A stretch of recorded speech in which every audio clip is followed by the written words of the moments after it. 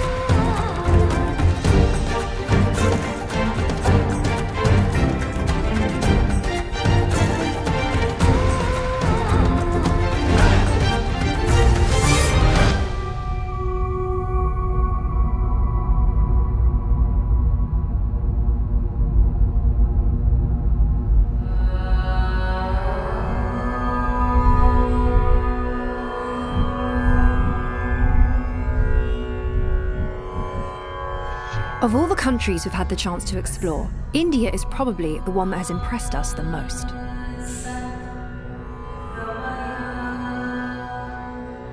From its street children to the incessant honking of horns on its overcrowded roads, India is an unclassifiable land, and to visit it is a unique experience. With over 1,300,000,000 inhabitants, it's one of the most densely populated places on Earth. A world leader in technology, a bridge between ancient times and the present, between science and spirituality. India has a rich written history in the Vedas, held at the heart of the Hindu tradition, which constitute both a literary and spiritual treasure trove.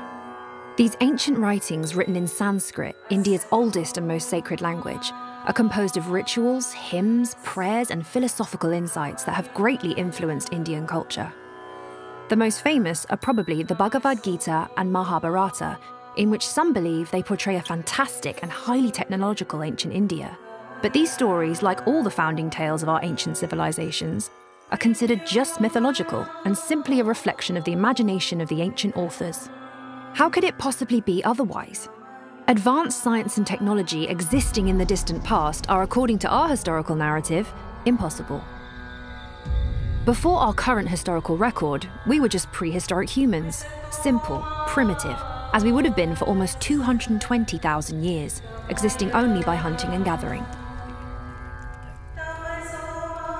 Looking back at our history, we have this sense of linear progress, starting with the wheel just a few thousand years ago, and ending with smartphones. The first and only human industrial revolution took place in Europe just under 2 centuries ago. Otherwise, we would obviously have found traces of previous industries, and ancient India, like all other civilizations, have left nothing of the kind. Or so we believe. According to our history, the Barabar and Nagarjuni chambers are simple shelters, offered 2,300 years ago by 2 kings to a group of beggars, protection from the rain during the monsoon season, meaning the case is essentially closed. Unlike other archaeological sites in the region, they are neither grandiose nor richly decorated, which is perhaps why they are unknown even to the Indians. But that's just the tip of the iceberg, because when they're investigated in depth, they turn out to be so exceptional that they could be evidence of a very different technological past. Because we have no archives concerning the design, manufacture, or function of these chambers, until proven otherwise, such feats have never been reproduced in India or anywhere else in the world. You can't just jump into a project like that out of the blue and say, hey, let's make a cave. It's not possible. It's not their first attempt. Because the oldest inscriptions speak of donations, not manufacturing.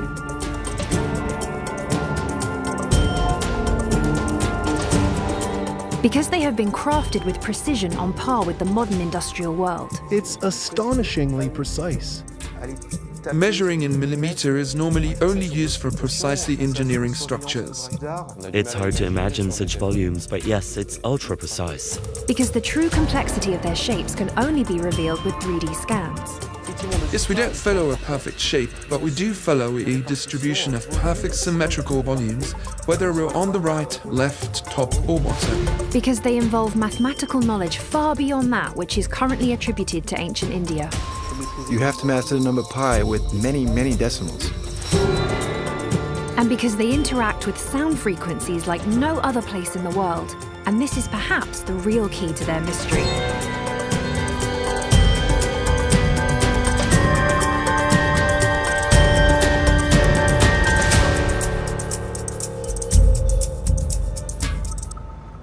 We visited them for the first time in January 2017.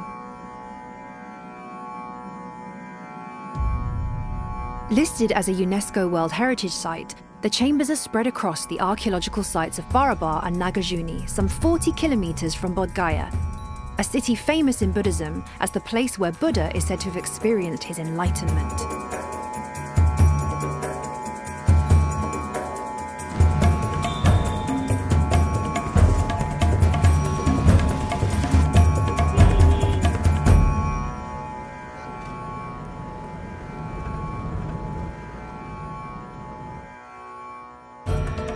After about an hour-and-a-half drive, we reach the Barabar site via a long staircase that leads us to what geologists call a whale's back.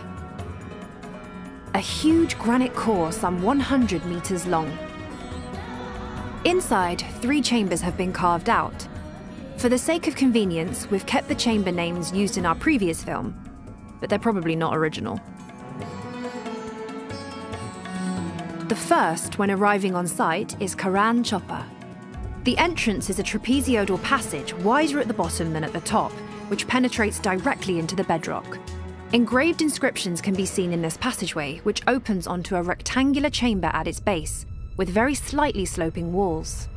Along the width, a bench has been cut into the rock. Despite a few imperfections, it is so polished that it looks almost metallic to the camera. The vaulted ceiling appears cylindrical.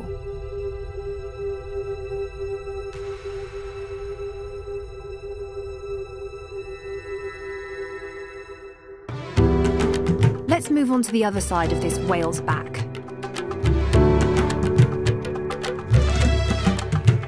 This is the entrance to the Sudamar chamber, which differs from the previous one in that it first has a recess, which stonecutters call a first bear, into which the passage is cut. Also engraved with inscriptions, it leads to a rectangular chamber with a cylindrical vaulted ceiling and smooth, shiny walls, also slightly inclined.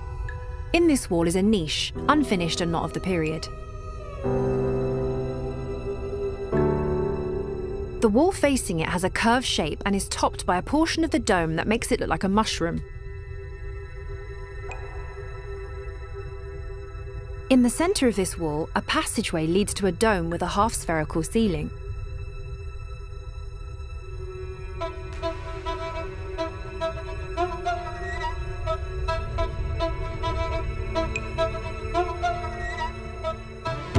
Some 30 meters from Sudama, still carved from the same whale's back, is the Lomas Rishi chamber.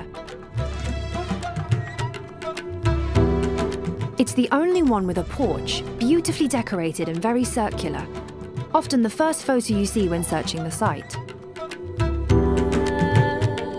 Unlike the previous two, the entrance frame is curved. It is followed by a trapezoidal passageway, which has no inscriptions.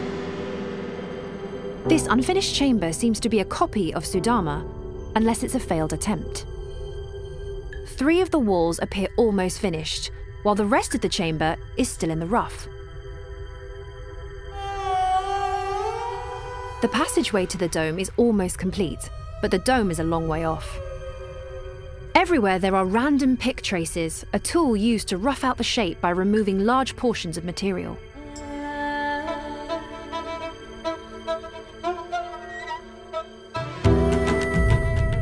this whaleback, a path leads to Visvazopri, the last isolated chamber, which is also unfinished.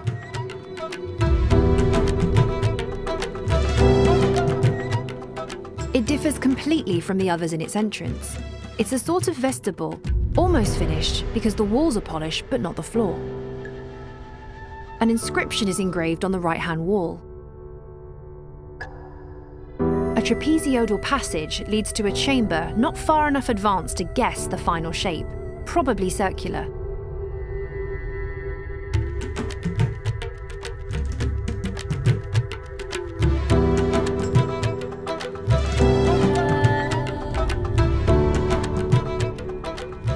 .6 kilometers away, as the crow flies, from the Barabar site is the Nagarjuni site, a natural pile of hundreds of rocks formed over millions of years, known as a granitic chaos.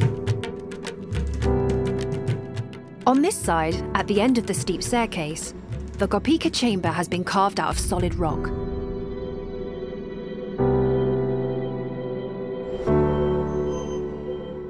An unframed trapezoidal passage, resembling that of Karan Chopper, leads to a large oval-shaped chamber. Its sloping walls are once again smooth as glass, and its vaulted ceiling harmonious. A long fissure runs through the entire length.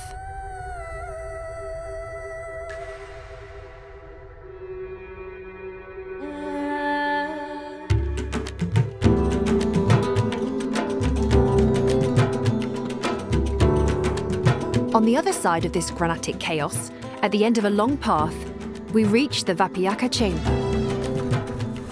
It has a similar entrance to that of Sudama, consisting of a rectangular frame followed by a trapezoidal passageway in which inscriptions are engraved on both sides. Facing south, it's the brightest of all. Its equally sloping walls are topped by a cylindrical vaulted ceiling.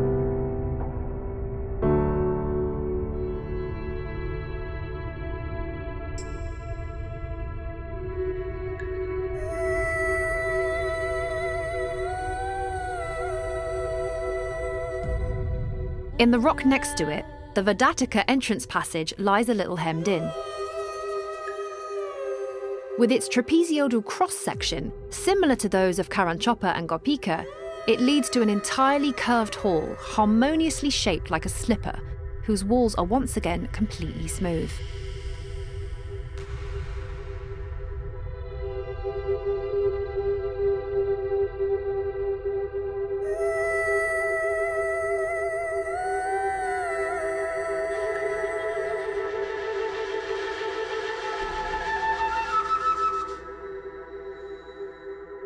This gives us a total of 7 chambers, 5 completed and 2 unfinished, which would have been donated around 2,300 years ago in 300 BC.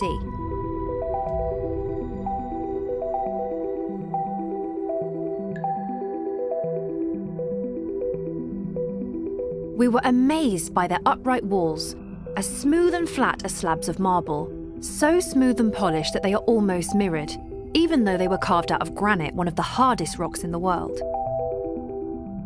You're probably no more familiar with this stonemason jargon than we were when we started our research. So let's start by explaining what a dressed surface is. It's a rough surface that has been struck to make it more or less flat. There is a big difference between a smooth surface and a flat one. Smooth means soft to the touch, sanded and polished, while flat means totally flat. It can be smooth, but not necessarily flat, and it can be flat and not necessarily smooth. But at Barabar and Nagarjuni, it is both smooth and flat, which is apparently a unique configuration in cave art.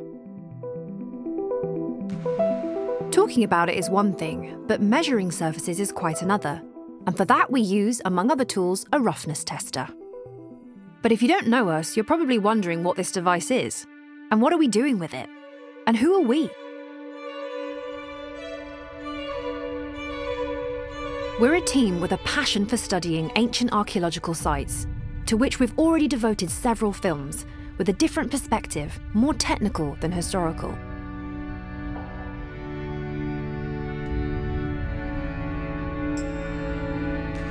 For when the written word is silent, buildings speak.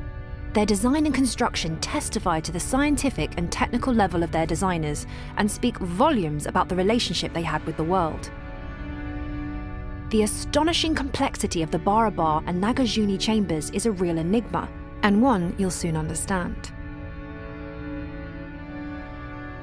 Confronted with an enigma with no apparent solution, the French philosopher and mathematician René Descartes advised us to forget everything we think we know about the subject, just make a clean slate and start afresh.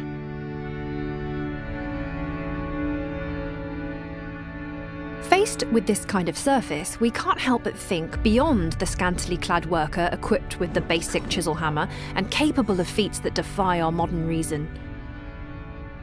What if parts of our history have been forgotten? Like the Antikythera mechanism, presented in our previous film, which disappeared 2,000 years ago before a copy was found at the bottom of the sea. A mechanism that calls into question everything we thought we knew about the scientific and technical level of the ancient Greeks. What's worse is that not content with having forgotten it, history didn't take the ancient authors who wrote about it seriously. But let's get back to the roughness tester. This device measures the roughness of a surface, i.e. the difference between its reliefs, to the micron or micrometer, i.e. to the thousandth of a millimeter. To explain how it works, we called on Michael Toutan, an engineer from the manufacturer of our device. The SJ210 consists of a body and a stylus with runners for roughening flat surfaces. We measure what we call roughness. It's a measurement of a product surface finish.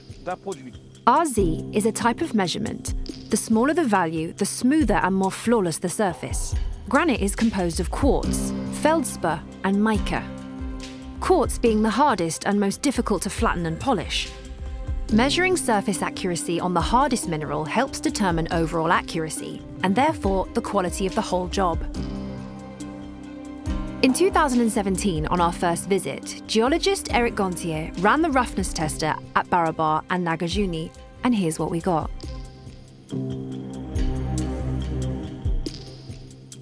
To appreciate these results, we need a point of comparison. We asked Michael to run the roughness tester over what we call a marble, even though it's an industrially polished slab of granite.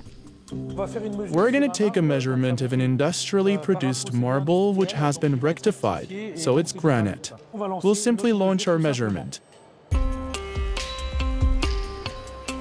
At the same time, the RZ value of 9.492 can be seen. These marbles are made by machines, in fact. On vertical surfaces in handmade caves, we find values, shall we say, of RZ 9 times less imposing. It's pretty incredible, though. To continue the comparisons, this marble slab was polished with this machine. And when you run the roughness tester over it, here's what you get. And on the glass of a window, we retook around 80 measurements in Barabar in April 2023.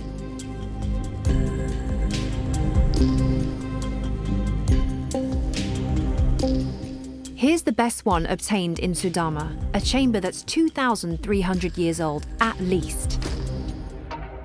That's barely more than window glass, and almost 20 times more precise than this industrially polished slab of granite.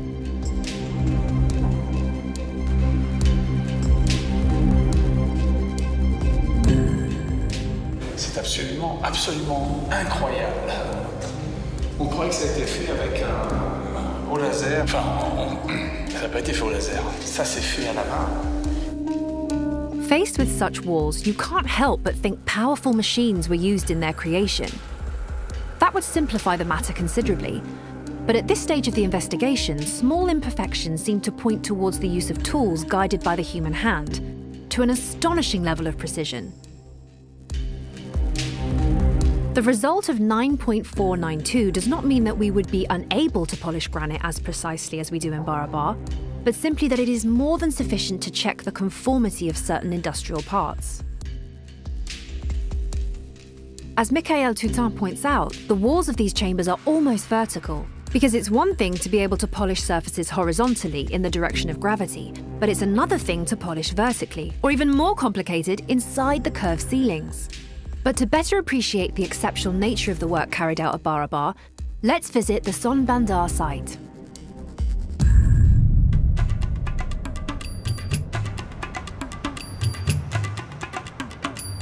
On this site, there are two chambers which have been dated on the basis of its inscriptions to around the 3rd or 4th century AD, i.e. more than 600 years after Barabar. The entrance passage to the first is a trapezoidal cross-section.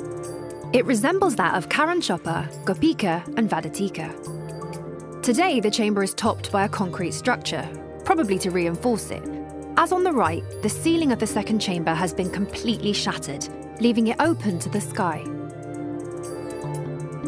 The first chamber has a window, but given the state of the second, we don't know if it also had one.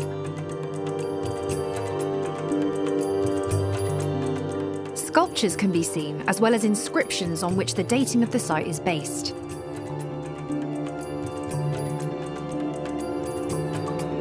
But as humans have the annoying habit of replacing their predecessors' names, this dating is disputed by an Indiologist, i.e. an archaeologist dedicated to India.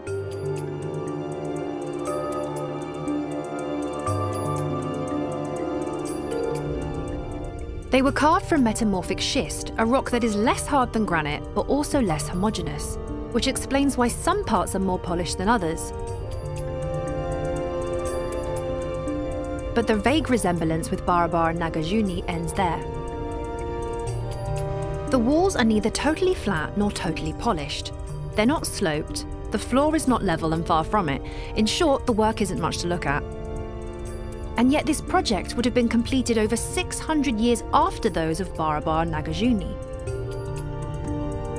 The sense of progress, as we know, has been slapped in the face. But how do you explain this? Quite simply, because techniques can quickly be lost to invasion, war, epidemics, or changes in power, which is why no chambers or carved chambers will ever match those of Barabar or Nagarjuna. No chambers? No. There's just one more, which took us a while to locate. Because in India, distances are not measured in kilometers, but in travel time.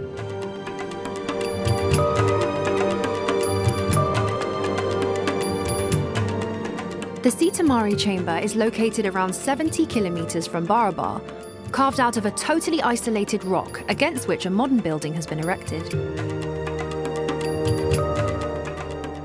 Very small, around 5 meters by 3.5 meters, its shape could be a cross between Vapiyaka and Vadatika. As it's used religiously today, it was difficult for us to investigate further.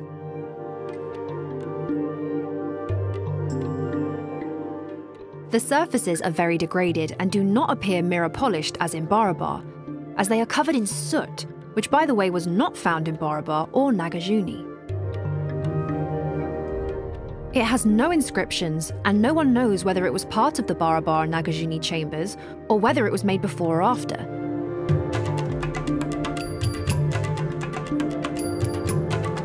It's hard to find detailed information about it, and especially correct information, because here's how archaeologist Percy Brown portrayed it in his book. The article was then taken up by other books and blogs and finally integrated onto a Wikipedia page, where we even speculate on the influence of the incorrect pointed arch on subsequent constructions. On-site studies are essential. They sometimes lead to important realizations, such as that of Indologist Harry Falk, an indisputed specialist in the life of King Ashoka, and in our opinion, the author of the most important works on the Barabar and Nagarjuna chambers. Here's what he wrote about them in his book, one of the most comprehensive to date. Of technical perfection. Only a combination of devotion, a belief in achieving the impossible, fanaticism, indifference to expense, a sense of aesthetic, a love of technical perfection, and a desire for recognition by future generations would lead someone to initiate such work. This combination has no equal in ancient India. First of all, let's go over a brief history of the discovery of the chambers. In 1785, John Herbert Harrington discovers 4 of the chambers, abandoned for centuries: Karanchapa, Sudama, Lomas Rishi, and Gopika. No one knows who made them, when or why. 1811, Francis Buchanan found a new chamber in Barabar, Visvasopri, and 2 more in Nagarjuna, Vapiyaka, and Vadatika. 1837, at Nagarjuna, James Prinsep deciphers inscriptions in Brahmi, a language used over 2,000 years ago, which tells us that Vapiyaka, Vadatika and Gopika were offered by King Dasharatha to the Ajivika sect for protection from the rain. 1847, Markham Kitto discovered an almost faded and illegible inscription in Brahmi on the facade of Karan Chapar. 1861, Alexander Cunningham attributes the Barabar chambers to King Ashoka, supposedly Dasharatha's father or grandfather.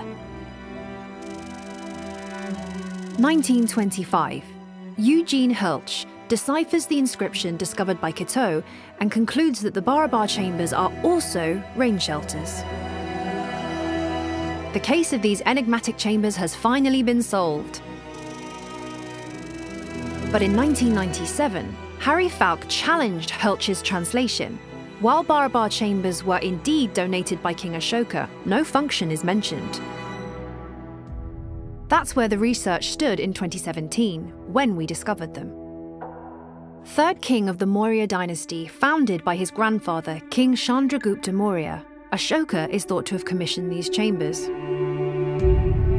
In the 8th year of his reign, intent on taking the pacifist feudal state of Kalinga, Ashoka led India into the deadliest war of its history, claiming over 100,000 lives and taking over 150,000 prisoners. Ashoka followed Iranian mercenaries to have that Kalinga war effected, to his desperation in the end.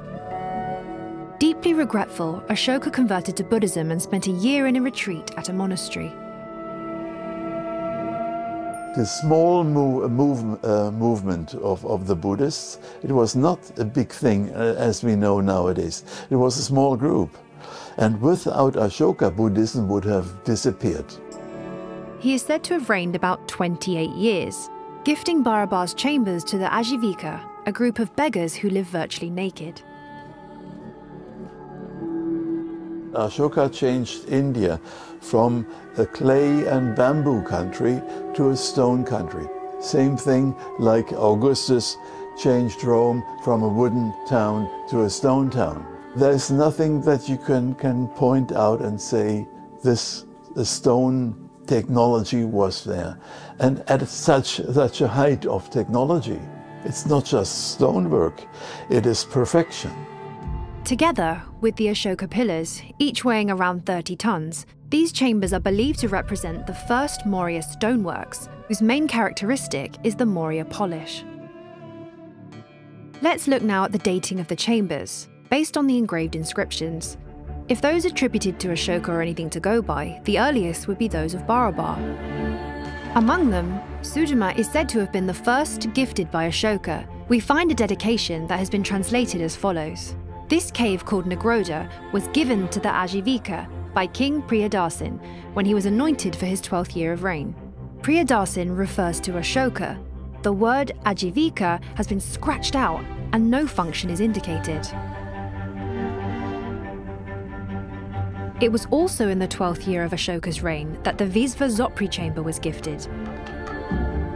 Here again, the term Ajivika has been scratched out, no function is indicated, and it's dedicated even though it's not finished. Then, 7 years later, Karan Chapar was gifted to the Ajivika. According to Eugene Hölsch, the inscription has long been interpreted as follows. When I, King Priyadasan, had been anointed 19 years, this cave in the very pleasant Kalatika mountain was given for shelter during the rainy season.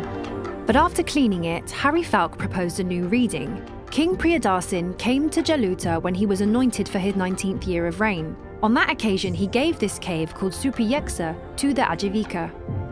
There's no proposal from my side. There's only a reading, and everybody who goes there has no choice but to read the same thing. No mention of a shelter then. As for Lomas Rishi, there is no dedication dating from the Ashoka period, because it is unfinished. But this argument doesn't hold up in the Visvazopri, which is also unfinished and yet dedicated. As for the Nagarjuna chambers, they were gifted by Ashoka's successor, Dasharata, Ashoka's son or grandson, as soon as he ascended the throne. An early inscription reads, "This cave called Vapiyaka was handed over to the respectable Ajivika as a residence for the rainy season as long as the moon and sun will last, by Dasharata, beloved of the gods, as soon as he was installed as king." Same text for Vadatika and Gopika, only the names of the chambers have changed. There's only a short time between Ashoka and Dasharata, and he could have been his son, or he could have been his grandson. If Dasharata gifted the chambers as soon as he started his reign, it was because they had already been made. The idea that all the caves have been ordered to be made by Ashoka is quite widespread. This means that all the Barabar and Nagarjuna chambers would have had to have been produced in 28 years, the entire duration of Ashoka's reign. Importantly, none of these inscriptions, either at Barabar or Nagarjuna, mention manufacturing, only donations.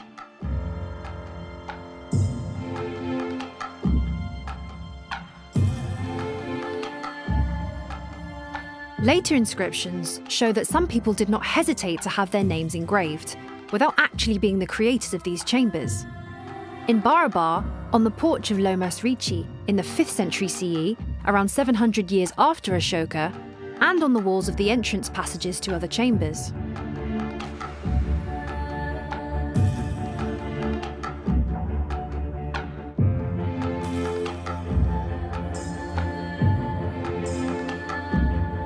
Finally, there's a mention of Ashoka's gifting of the Barabar chambers in the 27th year of reign, but French Indologist Jules Bloch remains cautious if the donations of the caves to the Ajivika are indeed his. The uninscribed upper part of one of these spectacular broken pillars has been transported to Bodh Gaya. There have been no pillars in India, and suddenly you have huge, heavy 30-ton pillars all over India, carried to places with inscriptions, erected, having a capital and having a beautiful animal on top.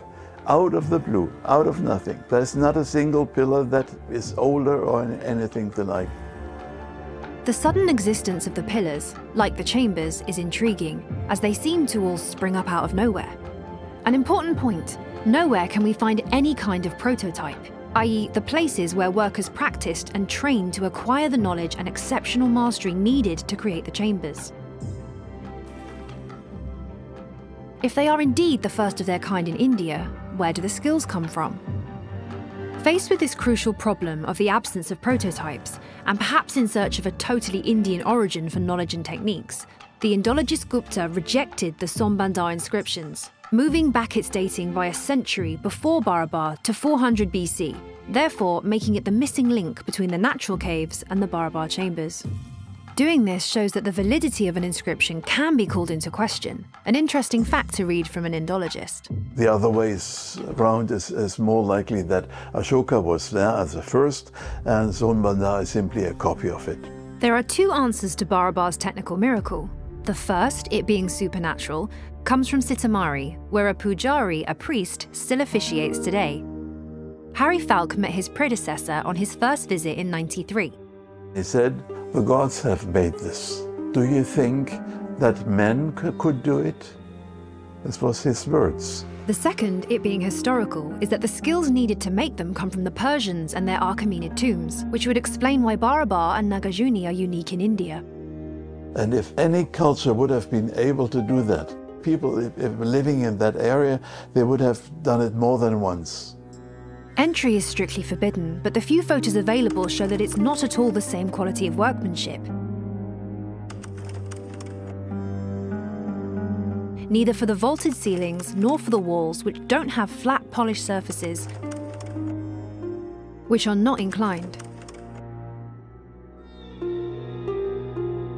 Is it even possible to achieve such results on the first try, without ever having done it before? When it comes to stonemasonry, as companion member Eric Bernard points out, well, the archaeologist may well speak for the stonemason, but the stonemason has the last word in all this, because he knows his limits. Now the most important thing, the function of these chambers. When we think about the purpose of the caves, we see that there is a sort of a difference between Nagarjuna Hills and Barabar. In Nagarjuna Hills, Dasharathas says he hands over the caves for the Ajivikas so that they have a place to stay when the rains start pouring down in the monsoon. There is no good reason to produce such caves only as rain shelters.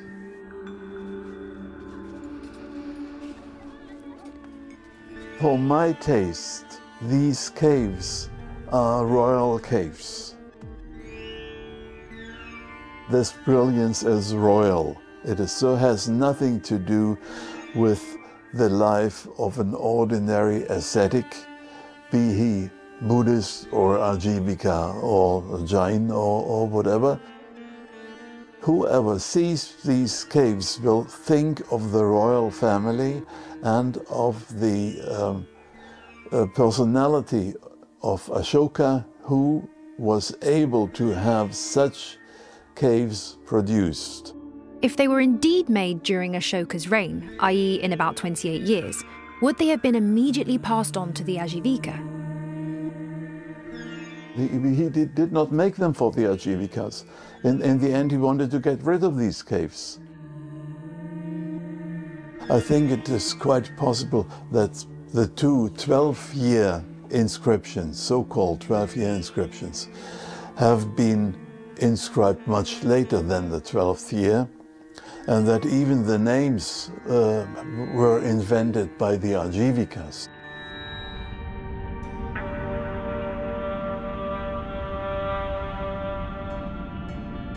So let's recap.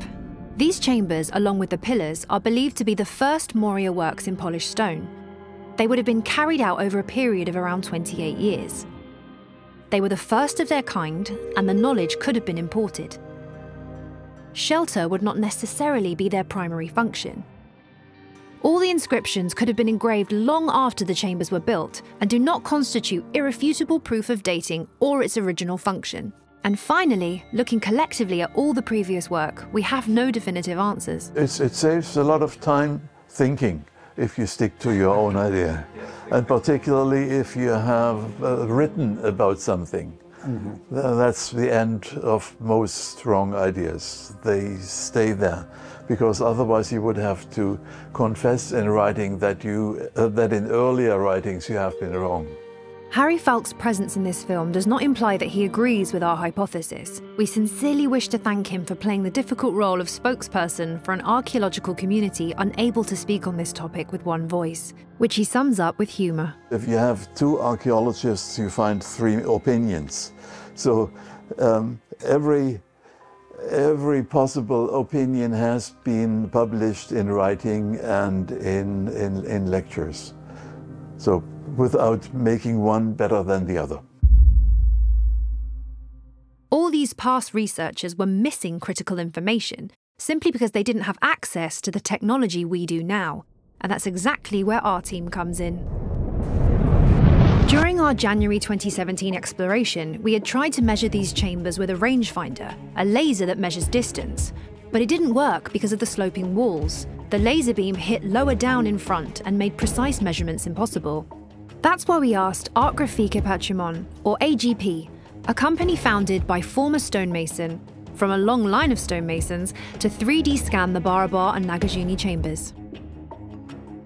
Each one was scanned as it stood, with at least 2,300 years of wear and tear, dust, wasp nests, and limestone deposits on some walls due to water infiltration, as well as all the damage done over time.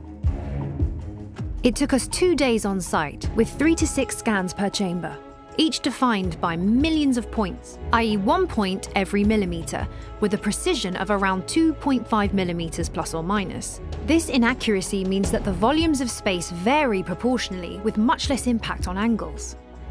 AGP then assembled all the point clouds for each chamber.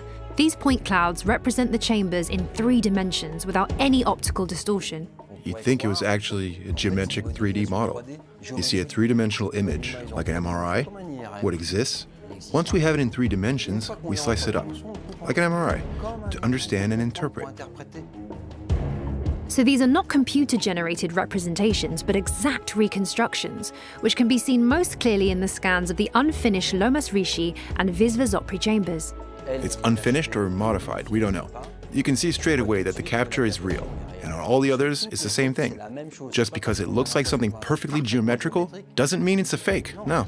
It's reality as measured by the metrological device. When the previous film was completed, AGP provided us with some floor plans, telling us that these chambers were all symmetrical in length.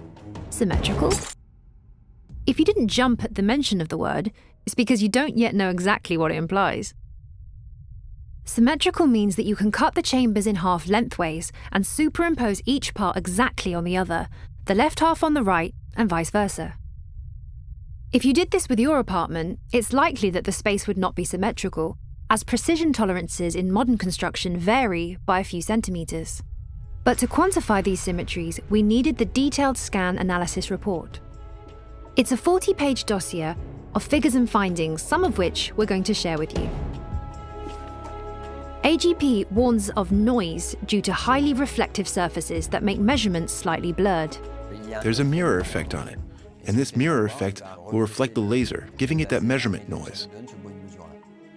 Striations also appear in various places, but they don't exist in reality. Precisely. It's the measurement noise that we're seeing here. You get the impression that the markings here are very deep, whereas we're talking about 0.5 of a millimeter.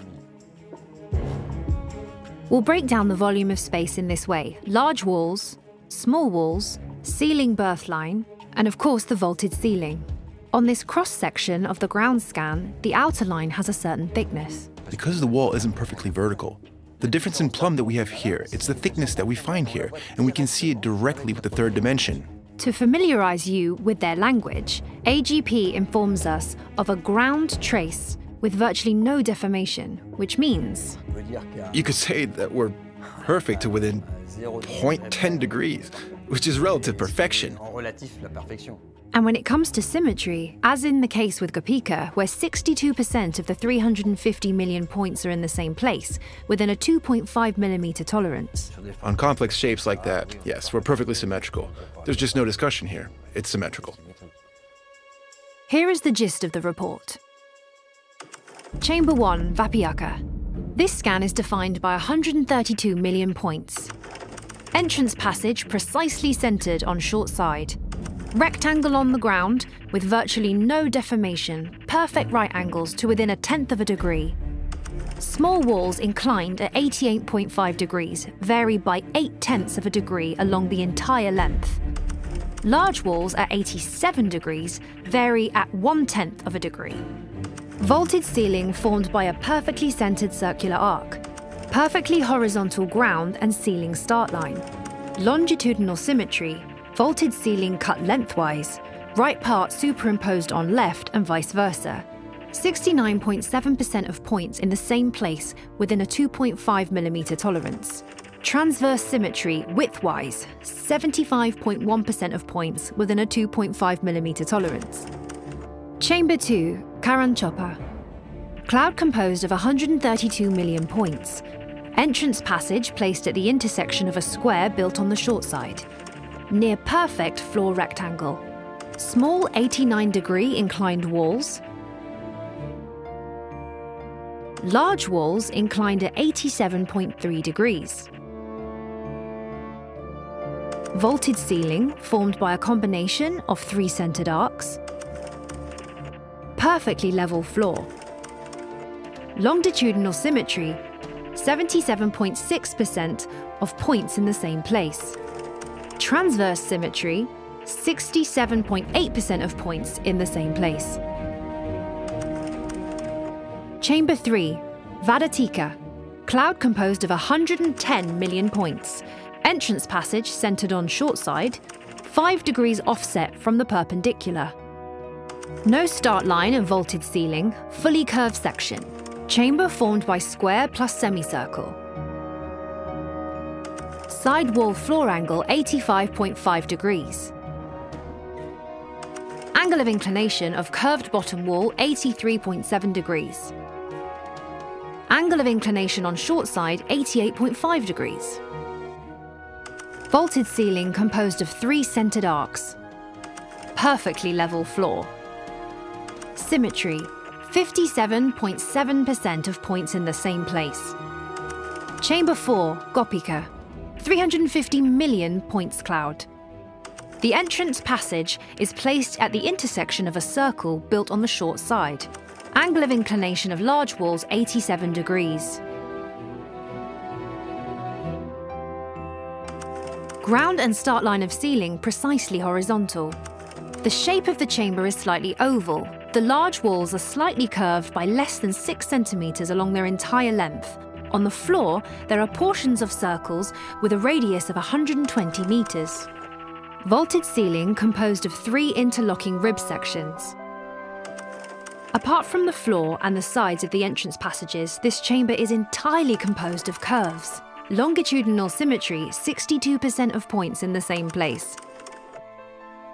Chamber 5, Sudama, 232 million points cloud. This chamber has 2 rooms. First perpendicular entry passage set at 1/5 the length of the long side. Second entrance passage, perpendicular and centered. The curved wall of the chamber 1 follows precisely the inner wall of chamber 2. Large side walls inclined at 87.1 degrees. Small 89-degree inclined side panel. The wall of chamber 2 is inclined at 86.7 degrees. The vaulted ceiling of chamber 1 consists of a cylinder of constant radius, centered on the longitudinal axis. Horizontal floors. Symmetry, 61.1% of points in the same place. Thanks to this report, we now know the constraints given to the stonemasons before they start work. Shapes, precise dimensions, and angles. The so-called specifications. And in this case, it's truly mind-boggling. Firstly, these 5 chambers are symmetrical. The slightest variation in shape on one side will be mirrored on the other. Secondly, the position of the entrance passages follows a particular geometric logic.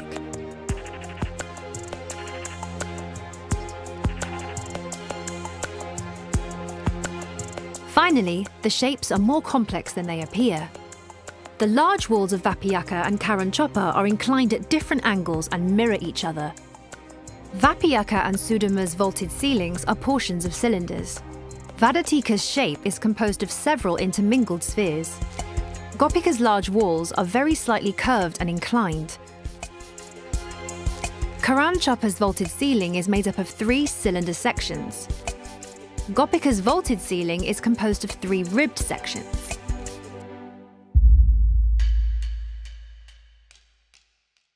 A surveyor and topographer produced a second report based on the raw scan data, extending AGP's work and revealing new features. We start with this breakdown of cloud portions and break them down. I take only the points measured by the scanner, and then I ask the software to calculate the best sphere to approximate all these points. We do the same thing with our point cloud, which is on the other side, but cut off. For us, it is as if we were 2 completely independent clouds in space. So we start a new calculation. And that's what's going to be interesting, is that when we take these point clouds that are positioned in different places, we're going to get similar information on both sides, right and left. In other words, these 2 ends of the ceiling are portions of spheres which are symmetrical with their centers aligned. 3,956, 3,953. These may be numerically different values, but in terms of results and measurements, and in terms of measurement certainty or uncertainty, we can correlate these 2 figures very well. Given the imprecision of the scan noise, 3.953 equals 3.956. These aren't only portions of spheres you can see, it's much more complex than that. In other words, here the size deviations from the original geometric shape are symmetrical. They made the same mistake on each side, and they made the same mistake following the same model. So it's not a mistake. The vaulted ceiling is made up of fused portions of curved lines and spheres, all mirrored. He then proceeded in the same way with Vadatika. The software produced a perfect sphere, shown in blue in this image. What we can look at is the distribution of points in relation to a sphere, and here we have a truly remarkable diffusion of colors found symmetrically and homogeneously on each side. In other words, we're not following a perfect shape, but we are following a perfect symmetrical volume distribution, whether we're on the right, left, top or bottom. The designers of this chamber didn't want to create the perfect section of a sphere, but this specific shape, since it's symmetrical. Finally, here is an extract from the third report produced by a companion stonemason, a specialist in three-dimensional geometry, a simple observation made in Gopika. As a reminder, today's standard for paving flatness is level tolerance. A 2-meter ruler must not show a difference in alignment greater than 2 millimeters, i.e. 1 in 1,000 on a plane. Here we have 1 in 100,000 in a three-dimensional space. What can I say? I don't believe for a second that it's done to look pretty and please oneself. When you put so much energy into developing something like this, there must be a reason. I don't know what the reason is. To achieve a level of symmetry and finish in stone cutting like this, you need to be at the very top of your craft. And so, we are at the pinnacle of what can be done at that moment. Plans, statements, figures, but what do they actually mean? How complicated is it to create these chambers? Who better to enlighten us than the stonemasons, who for centuries have been master builders and secret keepers? Our investigation took us to Brittany, the land of granite, to Nantes, then to Paris, where we met stonemasons who agreed to look into the case of these chambers. Eric Bernard, companion member, an architect with over 40 years' experience. Olivier Levine, companion for 30 years, who has studied ancient carving in Egypt for 25 years. Frank Petita, former stonemason. Mathieu Anoff, stonemason turned fitter who currently manages masonry and stonemasonry projects for heritage restoration companies. Louis-Joseph Lamboro, son, grandson and great-grandson of stonemasons, who has worked for over 30 years restoring historic monuments in Paris and now runs his own stonehouse manufacturing business. Joël Caravet, artisan granite stonemason for over 40 years, and Christophe Kini, artisan granite stonemason for 28 years. We showed them the chambers and the AGP report and asked them to rate the work on a scale of 1 to 10, with 1 being the easiest and 10 being the most difficult. We're at 9.5 for difficulty of work. 10. 10? Maybe even 12? 10, even 20? Well, it's simple, I'll put 12. Well, for the sake of argument, I'd say 12. At least to put the object in the context of our reality. You've got to have hit a rock in granite to know what it's like, the complexity of it, and done some geometry. That's why people who haven't done this thing can't understand it. Before AGP, we could think, yeah, we're professional men, not afraid of anything, but the specific demand is outstanding. You have to understand that. So we're capable of making a chamber like that, with more or less the same finished polish. It's pleasing to the eye, but we wouldn't match the required specifications. That is very clear. In other words, curves of 120 meters in diameter and 13 meters long, we'll do them, but then if you put AGP scans on our work, we run the risk of looking like...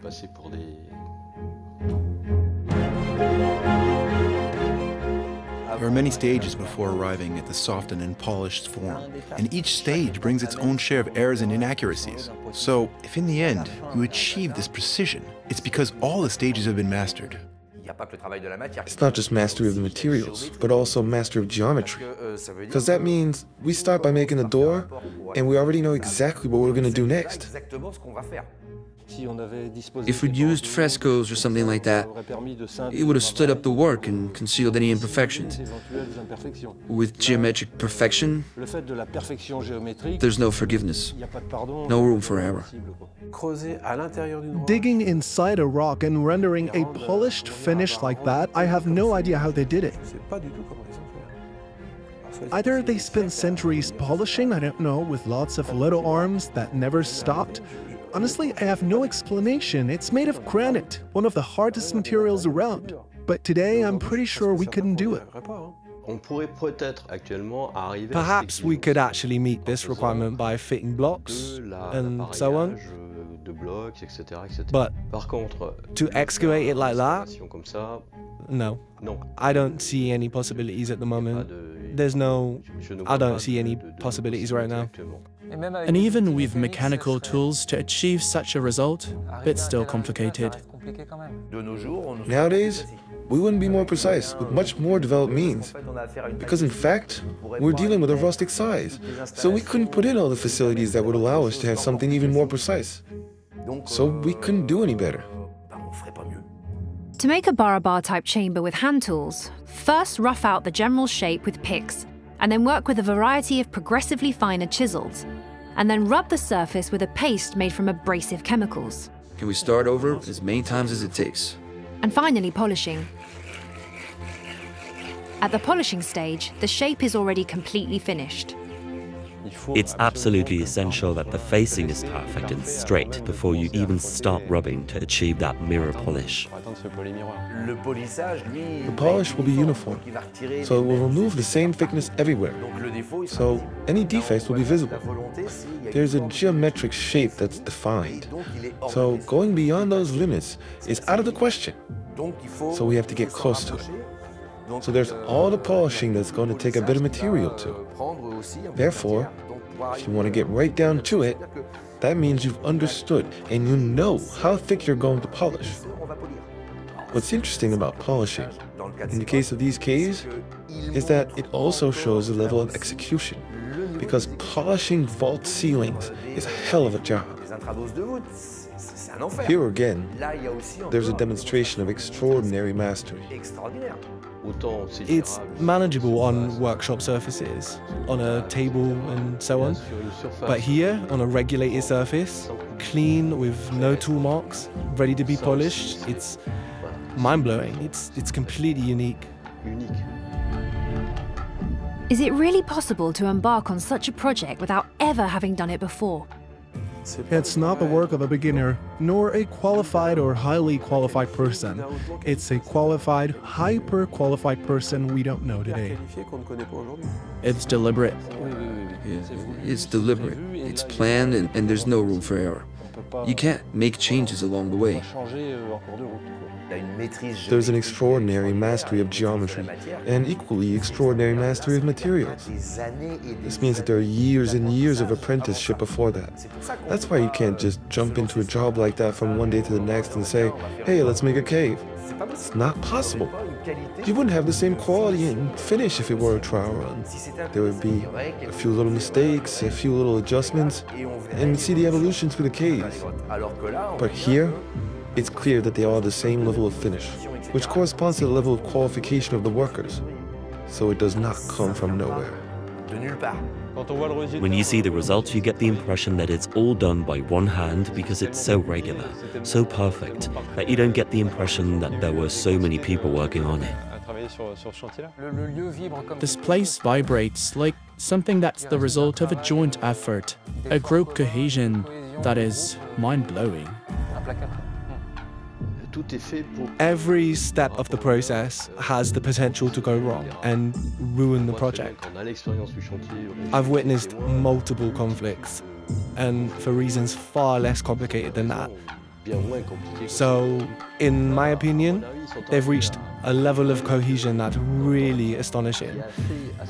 The human commitment here is quite enormous.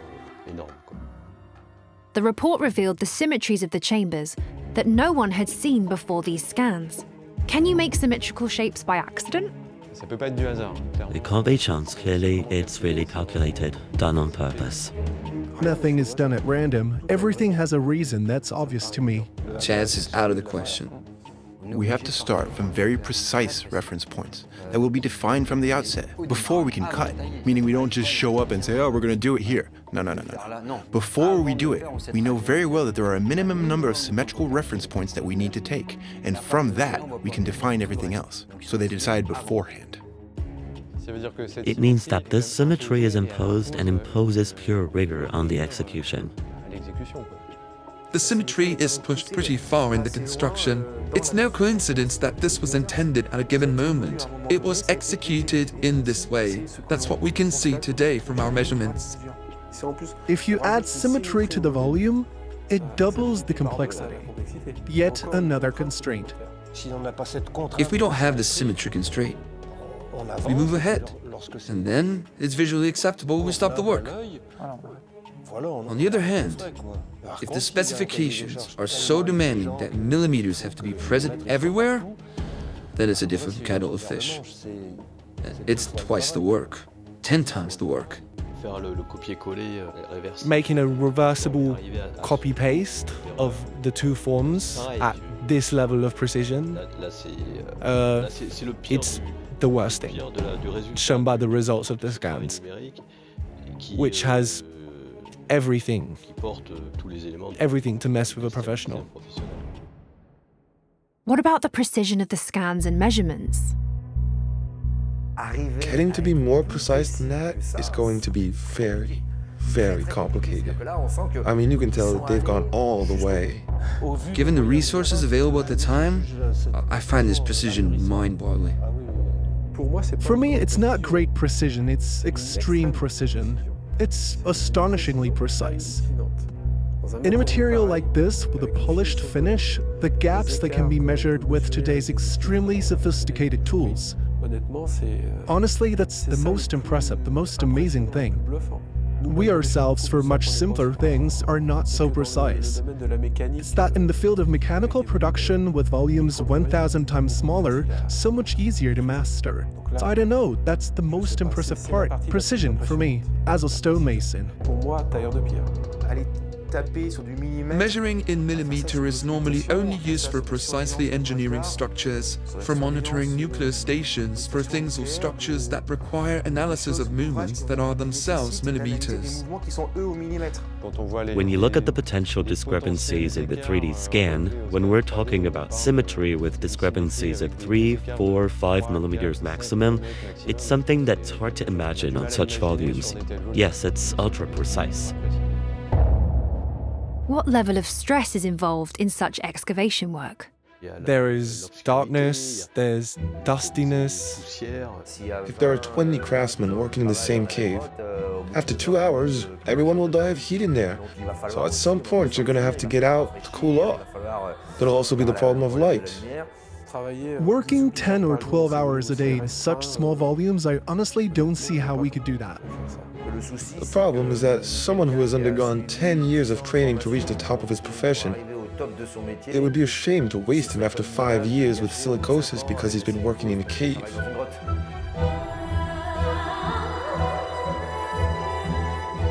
We haven't changed in the last 3,000 or 4,000 years. We're still the same.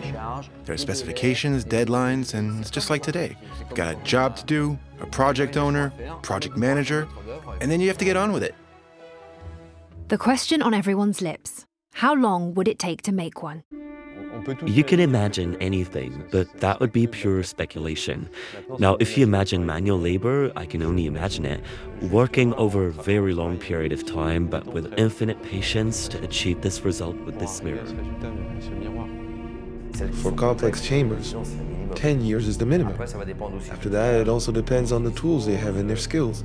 The more competent they are, the more they'll be able to gain, perhaps in speed. In any case, in an exercise like this, time isn't the issue.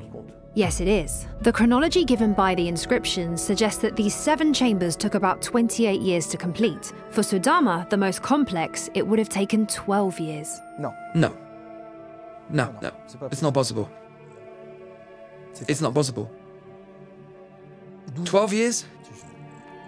But these completion times have been calculated from the engraved inscriptions. There's a gap between the inscriptions and the chambers. They weren't made at the same time, that's obvious. There's a discrepancy that gives me the impression that they were made much later. In any case, it's not the same period. If you compare the cave and the inscriptions, there's a bit of a gap between the two. I mean, it's legible, but just not at the same level. The engraving is done in a very basic way, which has nothing to do with the quality of the work. It's just punched. You could say that they needed to put a message on it. The person hadn't mastered engraving, and he just came to claim ownership. Just because it's inscribed does not mean that it has to be from that era. The king may well have asked to put his name on something that already existed. The connection isn't necessarily obvious. He's in power at this state, and then he gives the cave away 12 years later. But we don't say that he had the caves made or that he had them built. It's easy to imagine this famous king letting his hands on the caves and having them engraved with, "I offer them," that's all. But it's not necessarily him who had them made. There's no evidence that he had them made. You wonder whether the people who had them engraved as rain shelters were really aware of the colossal amount of work that went into them, and of all the technical constraints that were completely unnecessary to the function of a simple shelter. Maybe by the time the chambers were gifted, the original purpose for them had long been forgotten. Why these shapes? Why these perfect symmetries? Why go for mirror polish if it's just a shelter from the monsoon? All we need is a cave. It's heartbreaking. It feels like the building has lost its sacred dimension. If it's dedicated and then given over to be used as a monsoon shelter, I find it hard to believe that that was its original vocation. Obviously, when the king gives it away, it's because he no longer has any use for it, and that's why he's giving it away. So in fact, there's a risk that we're talking about things that happened before. How much earlier?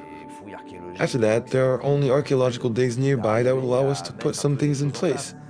That's the problem with the written word. The written word is propaganda.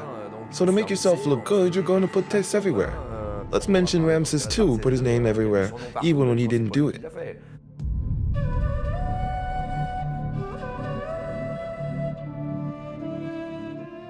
When I see the work of these chambers, I'm stunned, amazed, in awe, speechless, bewildered.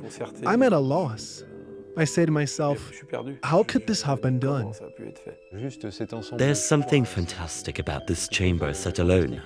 It's fantastic in terms of geometry, finish, and craftsmanship. No matter how many times I think over it, it's disarming. This is the first time I've been so professionally confused. Out of the fear of having our current version of history rewritten, some will argue that our ancestors were simply capable of specific skills that us modern people have lost. But if it was that simple, these chambers wouldn't be the only ones. For the construction sites that followed in ancient India, although grandiose and complex in their own way, have little in common with what we find here.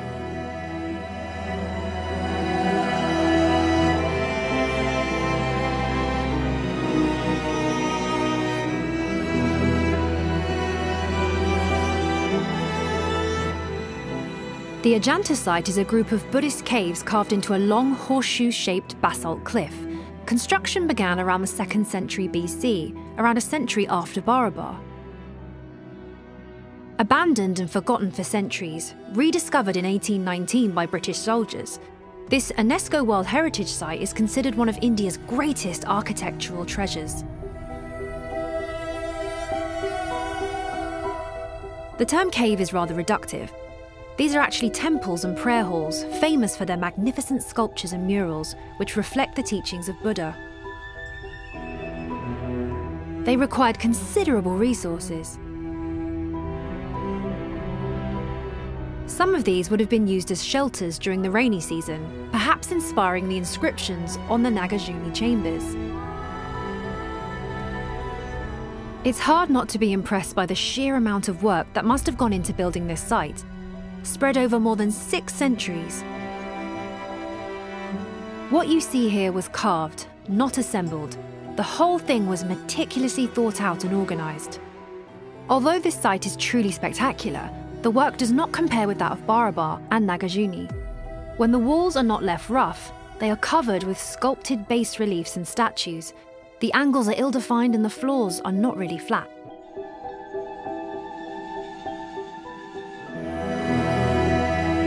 But perhaps even more spectacular than this site is the Ellora site.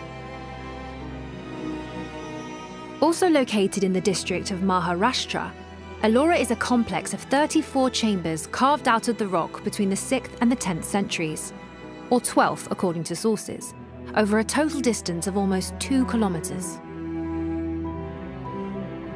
Here again, the term cave is neither very representative nor very rewarding, as the chambers are sometimes immense on several levels.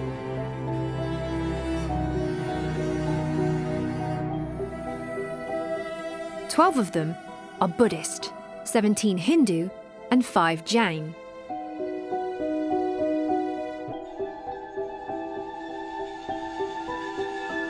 As in Ajanta, each is an architectural masterpiece with multiple sculptures and bas-reliefs covering the walls.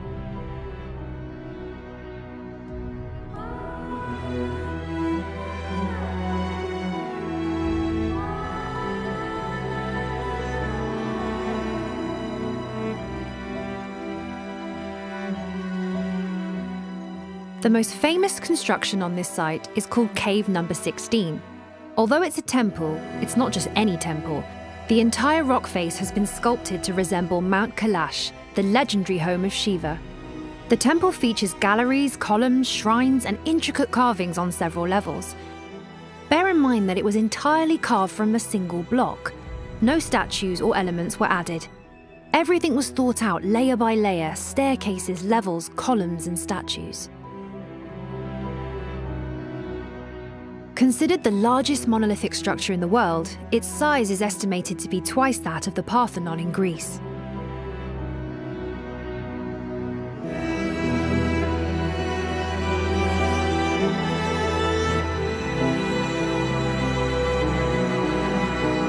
But remarkable and gigantic as it is, the work accomplished only pleases the eye, as the companions say, as the precision does not go beyond what is visually sufficient. For when you take out a simple rangefinder, you quickly realise that no column foot is precisely aligned with its neighbour. But why should they? That's the question.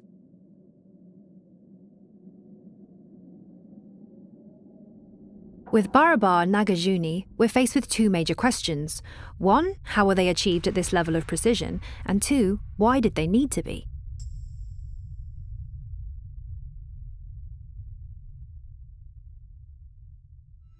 There is a great dissonance between the stonemasons' analysis of the work and what has been historically said about how these chambers were made.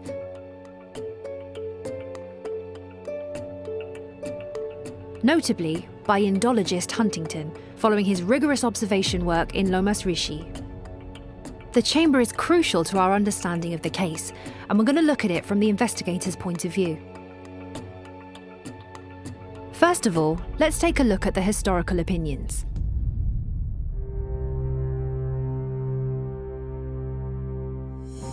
For Cunningham and Fleet, the porch is a late addition, after the Maurya dynasty, and Ashoka inscription may have existed and been erased when the porch was built. According to Ferguson, the porch and chamber were built at the same time. According to Stern and Auboyer, the porch is a late addition, around 200 years after the chambers were built. For Huntington, Lomas Rishi was Barabar's last, after Sudama, Karanchopa, and Visvasopri, and work was halted when Ashoka died for lack of funding. In his opinion, the porch and chamber were built at the same time. For Gupta, it would have nothing to do with Ashoka and Dasharatha because it has no inscriptions from them, because being the only one of all the Mauryan chambers to have no original shape, because it's unfinished, and because its porch would be in Buddhist style. He believes it was carved long after Barabar and Nagarjuna. And finally, Harry Falk agrees with Huntington and Ferguson. For him, the porch and the chamber were built at the same time, and the porch would not be Buddhist. In the face of differing opinions, we're confused. It's important to note, however, that it is from this chamber that the tools and methods for creating all other chambers were derived. Let's turn to the field. Lomas Rishi is the only one with a porch and curved outer frame. It's the only one without an original shape. Either it's the first of all and Sudama is a copy, or it's the other way around. The major difference between the two geometries being the position of the entrance passage. Its walls are surprisingly polished, while the rest of the building is still rough. The state of progress in this cave is disconcerting. Surprising. All the rough work has to be done before polishing can begin. This polishing of the walls is an aberration. Here, it's obvious the modus operandi is inconsistent. Starts everywhere and ends nowhere. Same here, I find it hard to understand. It doesn't make it impossible, it just makes it more complicated. We finish the whole shape and then polish it all in one go. There are key stages in the production chain. You can't finish one and then start another. No, everything has to be done at the same time. It's just not logical. You can't do the finishing touches until you've mastered the rest. You get the impression that they had to exploit a chamber that had been made and then not finished. But those who wanted to finish didn't understand, or I don't know. Honestly, I can't say why, but in any case, it's not the logic of the rest of the chambers.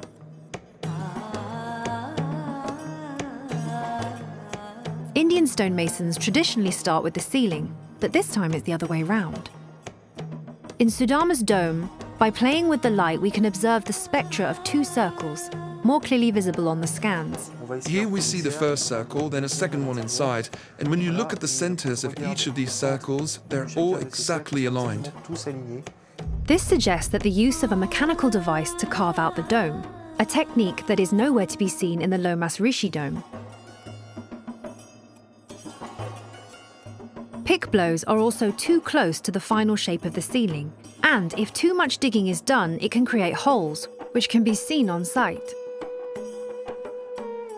And finally, on the outer wall of this chamber, clues reinforce the idea of two periods of different size and technique, these grooves circled in red in this image. Well known to stonemasons, these grooves are the marks of sharpened chisel blades rubbed against granite. A few can be seen outside Sudama. Curiously, however, there are no such marks on the outer wall of Karanchopa or Visvasopri, nor on the outside of Gopika, Vadatika and Vapiyaka, showing that the stonecutters did not proceed in this way. So why the Sudama facade? Most probably because this niche, later added and unfinished. The difficulty is the lack of archaeological documentation, because it's clear that there are gaps. The inscriptions, the entrance port. I have my doubts as to whether they were really contemporary with the excavation of the caves. As for the king's inscriptions, well, does it correspond to the same date as this? There's nothing to prove it. But sometimes, you just have to say you don't know.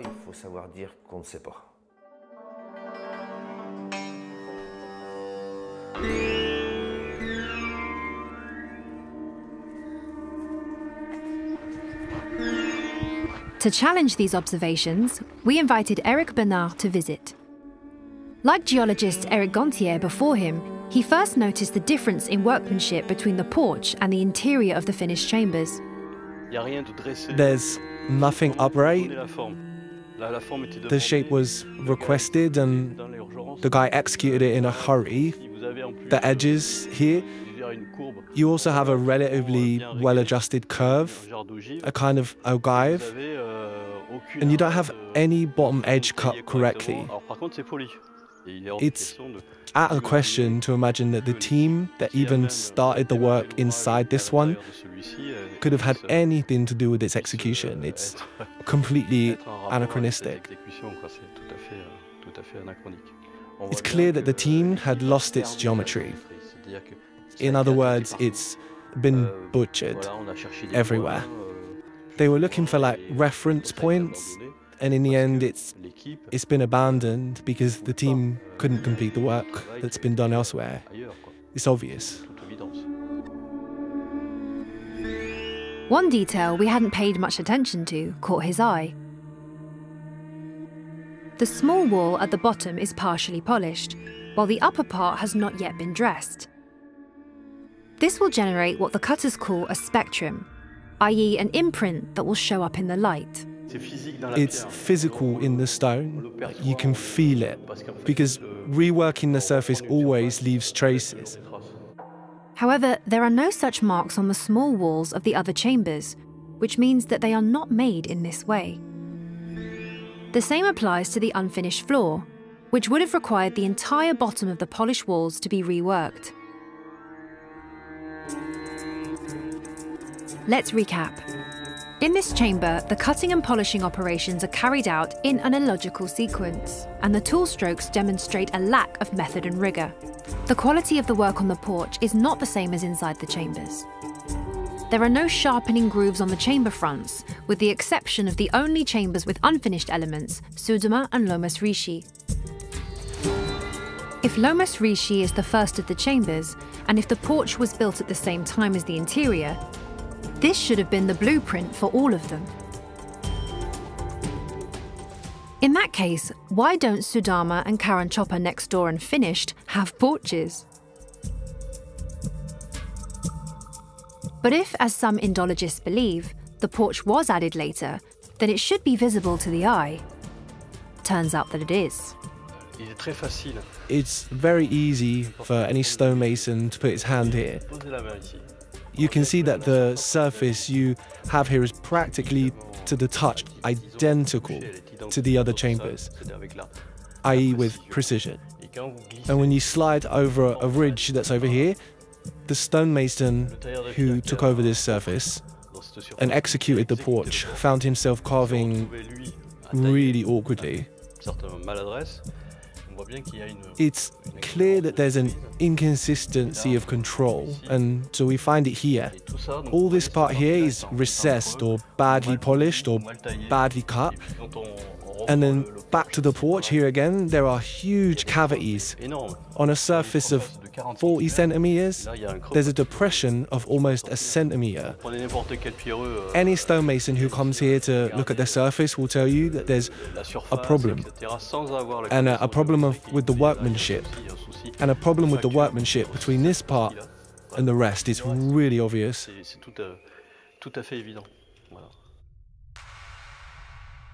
Whoever carved this porch obviously had the intention to complete the interior. The tool marks we see inside clearly come from the porch builders, and therefore can't shed any light on how the other chambers were built. Either this porch dates back to the Ashoka period, or it was added much later. But if it dates from the Ashoka period, then the other chambers are much older and had long since been completed by the time they were gifted to the Ajivika people. That would explain why their true function had already been forgotten. I agree with you that the original idea has disappeared. Given the complexity of the work presented by these chambers, it's difficult to believe that their original purpose was simply for shelter, unless of course you've inherited them and are unaware of the complex work they entail.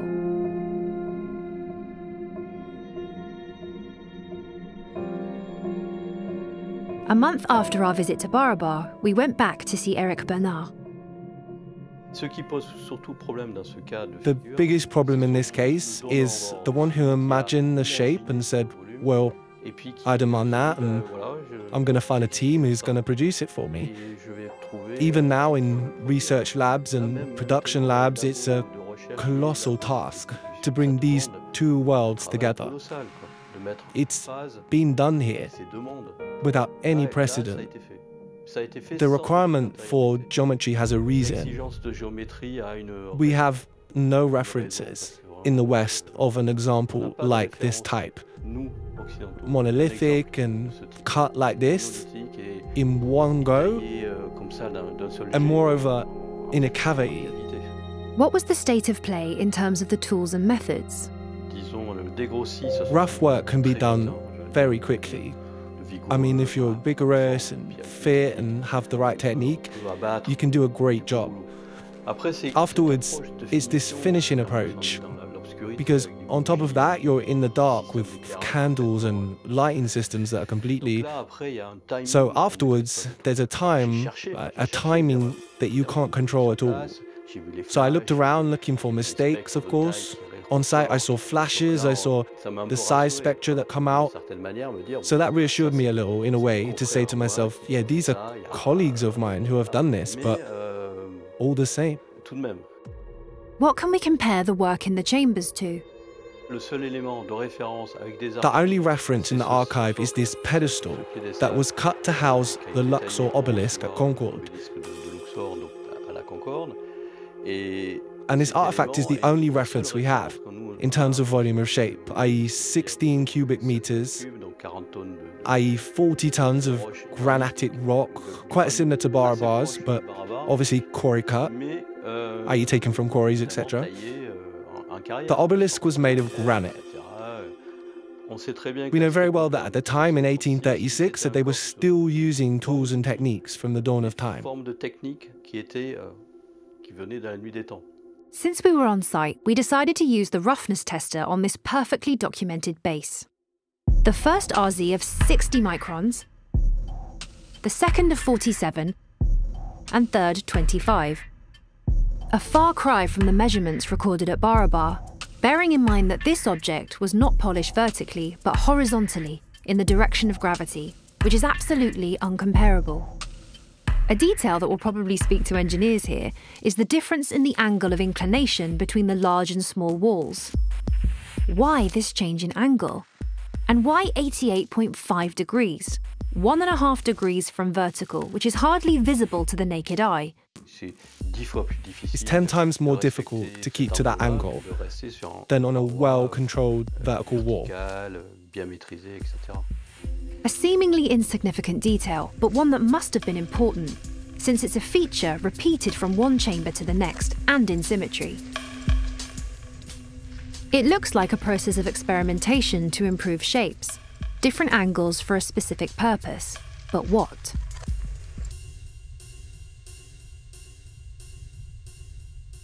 Speaking of the polish, there are a few chips in the polish of the finished chambers.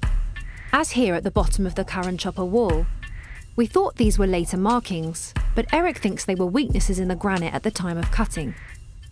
The final polishing phase has been made without trying to fix or hide the natural flaws in the stone.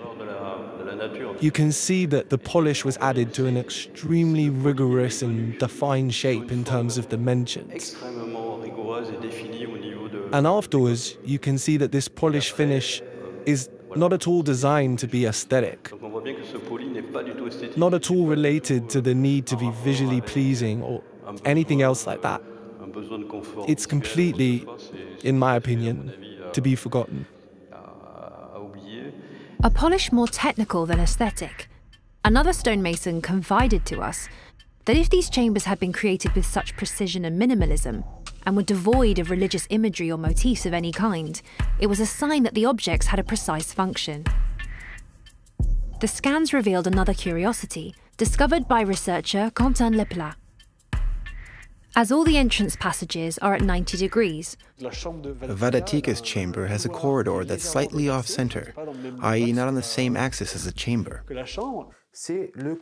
This is the entrance corridor here, or there, which, when extended, comes to Tap Vapiaco at 90 degrees. And on top of that, the axis of these two corridors indicates the north-south and east-west axes. For me, these two caves were conceived as a whole, and not as two independent things. This means that they have tracing methods for transferring interior tracings to the outside, which allow them, with surveying systems that I'm not familiar with, to transfer what's inside perfectly to the outside, without any loss of geometry. Geometry is such a constraint, you can't just leave it to chance. This is extremely important, because when you're faced with a geometric volume that's extremely well mastered, it's because there's an extremely complex or well mastered thought process. It's not just a matter of guesswork. It's also quite amazing that they've made a link between the two caves in these huge rocks. We're small, I mean, humanly speaking, we're dealing with a major geological element here. What's the point of this feature, which can only be discovered with a 3D scan? Why position the corridor perpendicular to the long side of the other chamber? Why add this constraint? Let's take a look at the geometry of the chambers. Through on-site measurements, Harry Falk determined the value of the measurement standard used. which he called Mauryan yard or Barabar yard to be around 85.5 centimeters. Thanks to the scans, Quentin Leplat did the same work on his side and was able to refine this value. We can see that there's a particular geometry that emerges. Proportions, for example. So if I have proportions of 2 units on the width and 3 on the length, I can quite easily find a common denominator. And it just so happens that this common denominator recurs on all 5 scans I've studied. For some unknown reason, this standard varies very precisely from chamber to chamber. Give or take a few millimeters, on average what I find is 85.4, the average value of a theoretical Barabar yard, which was used to size these chambers, because obviously we used a unit of measurement. We saw how we positioned the corridor entrances, we saw the modular aspect, so there's obviously a unit of measurement. This standard made it possible to understand the floor geometry of the chambers. Proportions here are very simple, 2/3. 2 for width, 3 for length, and we have the proportions of the chambers. And those next door, well, it's exactly the same. They're 2/3 proportions. The resulting measurement is the same. We're dealing with something that's clearly calibrated according to geometric and metrological criteria. It's not something designed, obviously, for storing flour or sheltering from the rain, but something much more carefully thought out. We have a ratio of 5/12 with Karan chopper and 3/7 with Gopika. But let's move on to the volume of space in the chambers, as the scans show them precisely, allowing Quentin Leplat to notice an extraordinary feature. They have volumes of space that have ratios in whole numbers, 7/8, with a precision that is truly remarkable. Remember your maths class from school? If the volume of Vadatika is 7, then the volume of Vapiyaka is 8. Same thing with Sudama. If the volume of the Great Hall is 12, then the volume of the dome is 5. A ratio of 12:5 already present in Karan Chopper's floor geometry, whose volume is linked to that of Gopika. Well, here we have an even simpler 2/3 ratio. If Karan Chopper's volume is 2, then Gopika's is 3. And on top of that, if I convert them, these 2 caves, into Mauryan yards or Barabar yards, as you like, the unit of measurement I deduced before, well, I end up with 200 and 300 cubic yards of Barabar. 200 cubic yards and 300 cubic yards, 200 and 300 precisely, for volumes in a ratio of 2/3, which also makes it possible to deduce the value of the Barabar yard from the volumes. Skeptics may argue that these are just 2 of the 5 chambers, but the volume ratios of 7/8 between Vadatika and Vapiyaka and 5/12 between Sodoma's dome and its Great Hall show that the designers knew how to calculate the dimensions of all the chambers so that their volumes were related. This is certainly not by chance. This is impossible. But if someone is capable of planning something, and you cannot achieve 200 or 300 while you are cutting out a cave, you have to plan it beforehand. That means you can plan and think in cubical whole numbers. And this is something unthought of. Nobody ever thought of something that you could prove, and everybody could go there nowadays with our modern machines and have the machine find out the cubical content of Gopika, and then it comes out it's 300 times a cube of Mauryan yards. Remember how complex chamber shapes can be? To find out the volumes without going through the scans, you need to break each one down into sections of simple volumes, calculate each portion of volume, and then add them together. But the problem facing Barabar's designers is the opposite and far more complex. It involves determining each of the dimensions of the chambers, length, width, height, radius of curves, etc., so that the finished volumes add up to the expected numbers. Given the complexity of each chamber's geometry, this goes far beyond the Pythagorean triangle.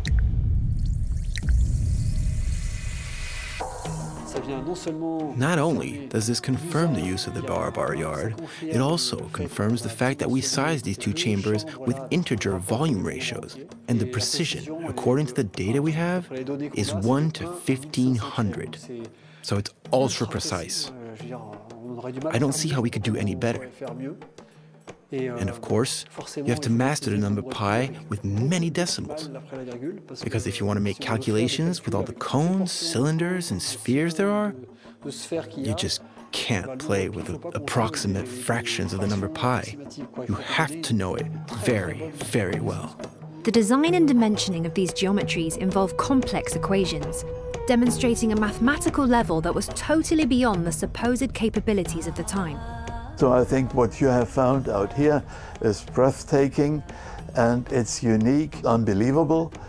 It shows that the geometrists working maybe hand in glove with the Iranian stonecutters, that they could introduce their knowledge, and they did so. And at the same time, they knew that nobody entering these caves will see these whole numbers. They are inside a construction produced from whole numbers, but you don't see that you're inside of it. These chambers were then made without any possible latitude, anticipating what each cutting step would remove until the final polish was achieved. As the stonemasons told us loud and clear, we need to add to this high level of mathematics an exceptional mastery of execution, which can only be acquired following a long period of apprenticeship. The problem is, it's nowhere to be seen. That's why the scans change everything, and why we need to get away from the preconceptions of history to understand these chambers. The shape of the chamber entrances also raised questions. In Ajanta and Ellora, we didn't see any trapezoidal doors, as this is not a typical Indian shape.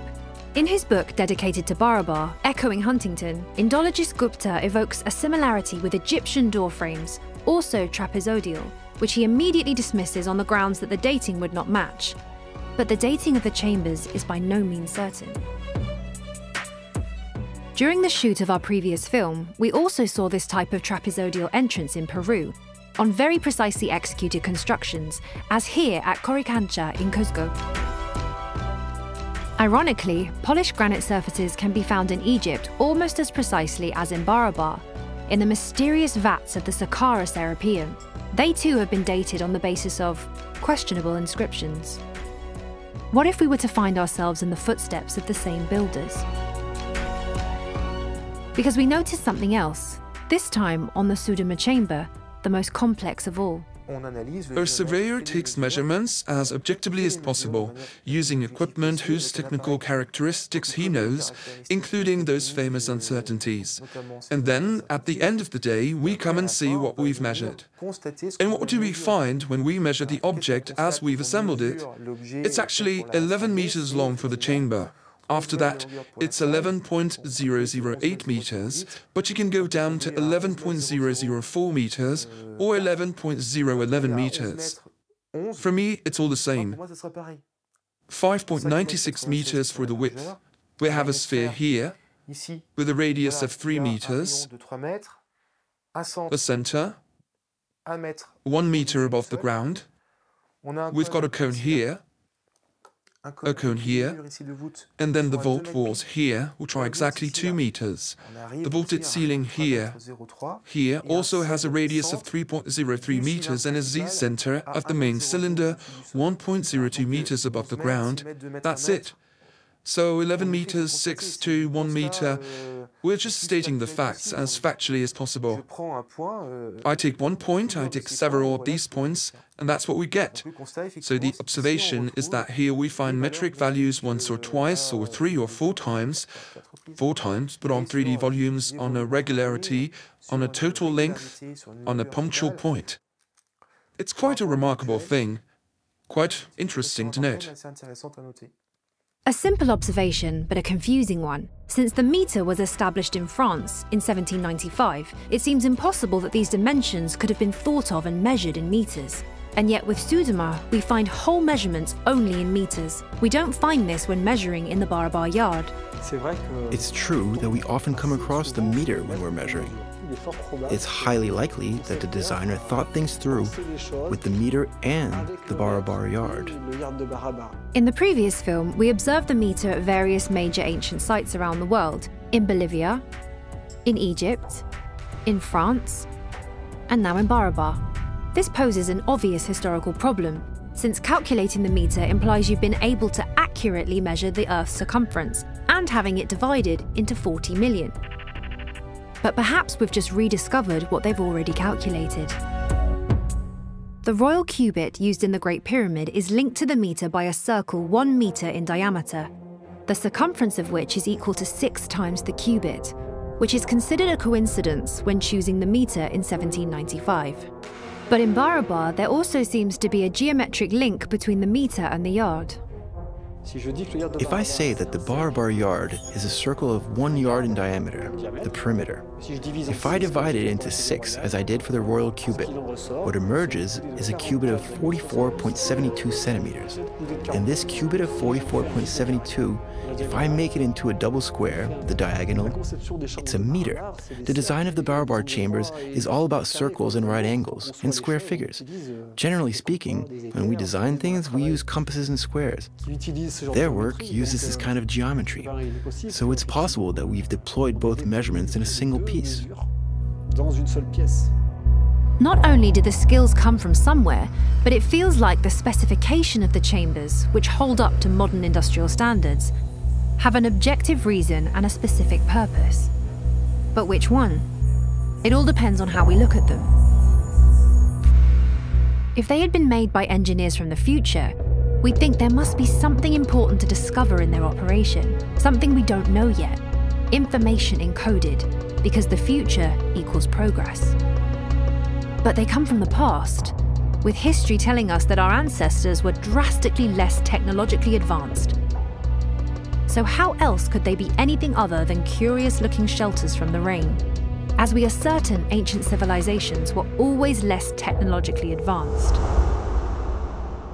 According to our current knowledge, human beings like you and me have existed for at least 230,000 years. 230,000 years is an incredibly long time. We would have remained hunter-gatherers for around 220,000 years, during which time we would have roamed the planet on foot to establish ourselves almost everywhere, and human civilization would have taken off only a few thousand years ago. For a long time, we thought it was Sumer, around 6,000 years ago. Then we discovered Göbekli Tepe in Turkey, which puts the date back at least 7,000 years. But there are still many mysteries to our past. As in Egypt, where history no longer even remembers how the pyramids of Giza were built, at least a few millennia ago. No big deal compared to the 230,000-year history of our humanity. The Egyptians have written extensively on all sorts of subjects, but apparently nothing on the construction of the pyramids, nor the function of them, which today are only considered as funerary tombs. Either nothing was ever written, or it was erased by their successors. History has always been written by the winners, the kings, emperors, and dictators who over the centuries have dismissed their predecessors, each time rewriting the past to put themselves in the best light. There are numerous examples. The Neanderthal man, a prehistoric ape man rehabilitated by recent discoveries, the Gauls, a coarse and barbaric people according to the Roman propaganda until recently, and finally the Greeks and their surprising skills, which enabled them to create the Antikythera mechanism.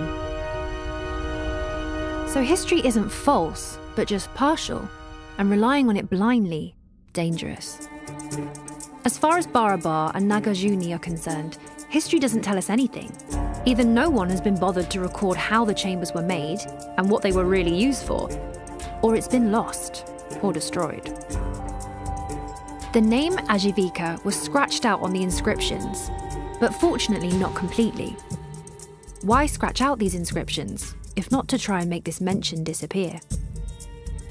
History also failed to remember Ashoka, nicknamed Ashoka the Great. He was an important king and founder of Indian history, without whom Buddhism probably would have disappeared. But he was forgotten for almost 2,000 years, before being rediscovered just 2 centuries ago thanks to his pillars. Anything that isn't based on proof, i.e. an indisputable fact, is just another belief. Continuing this thought, anything that isn't or hasn't been proven is therefore always open to question, and could potentially be called into question. We have to consider everything, because we don't know. The question is, will we ever come to a conclusion that holds water? Practicing Descartes' art of the clean slate means not rejecting a hypothesis that you believe to be impossible. Difficult in reality because we are all, absolutely all, influenced by our beliefs. And not just in the religious world. The belief, for example, that although our human history may contain a few gaps or grey areas, nothing could fundamentally call into question the linear narrative of the historical timeline. The belief that the direction of progress is linear from the wheel to smartphones, and that it couldn't be any other way. The belief that the chambers at Barabar and Nagarjuna have nothing useful to teach us, the modern inventors of satellites and artificial intelligence. Yet these chambers appear totally out of place and seem to have a more technical purpose than an artistic or religious one. Wiping the slate clean means accepting that our history may indeed have forgotten part of our past, and being open to considering this.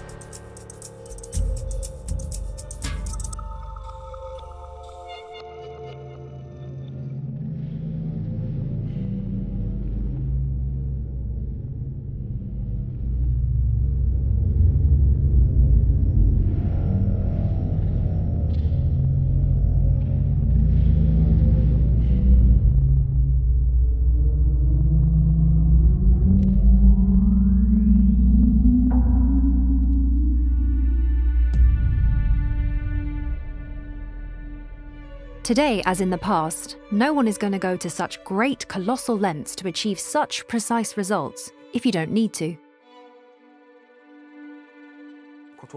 When you really get down to the nitty-gritty of the analysis, something else emerges.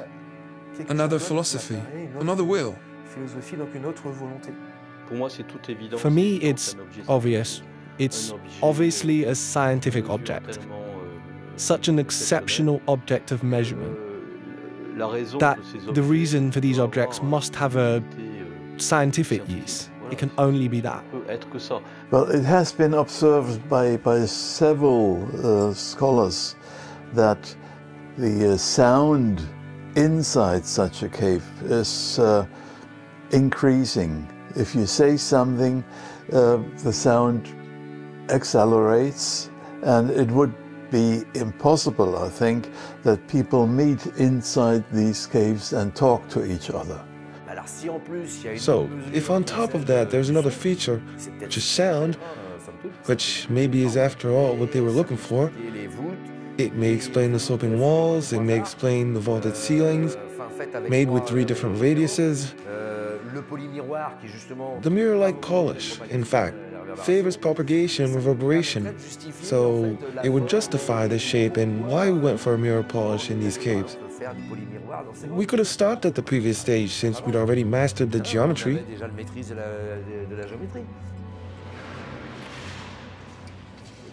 Since the chambers are carved out of the mass, the vaulted ceilings have no structural purpose and could have had any shape.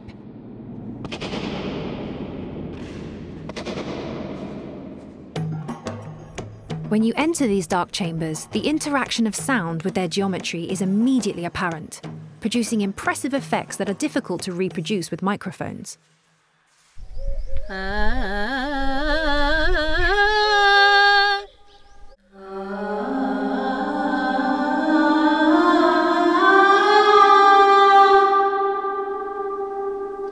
The most remarkable thing about these chambers is the combination of resonance and reverberation, as we've just heard with the voice of Tritasina. Reverberation time is the time it takes for the sound to decay after the source has been switched off.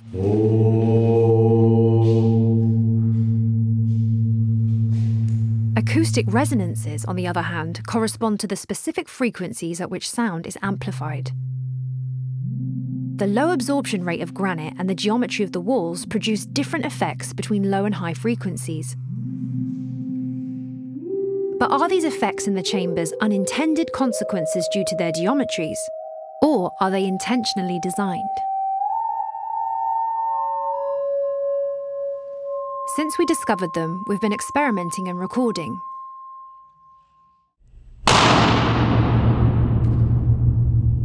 In May 2017, at the same time as the scans, we recorded calibrated balloon explosions and frequency variations across the entire spectrum audible to humans, to understand their acoustics.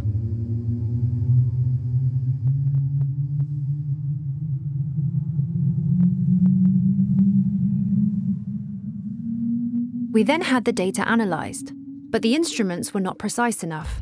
So we returned to the site in March 2020 with very precise measurement protocol, 2 sound level meters, a recorder and balloons.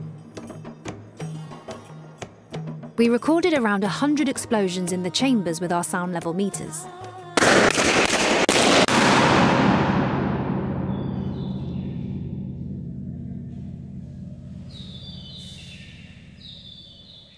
We then had all the new data analysed by several acousticians. For the record, through a numerical calculation, one of the reports concludes that a 74.9 Hz emission source placed on the ground in the middle of the Sudama dome would produce a sound that would be highly amplified around it. This is what we had accidentally experimented with in 2020 by broadcasting a frequency of 75 Hz with our small speaker placed on the floor in the centre of the dome.